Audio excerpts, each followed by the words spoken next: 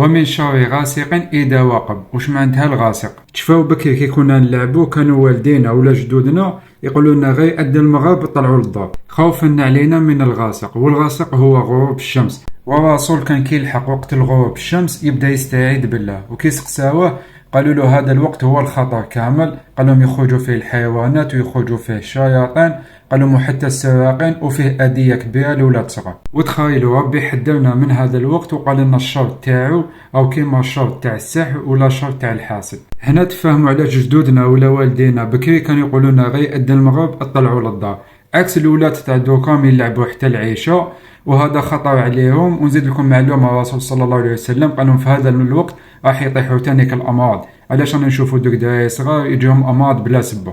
معناها أخطر وقت علينا ولا على الولاد الصغار هو بعد المغرب.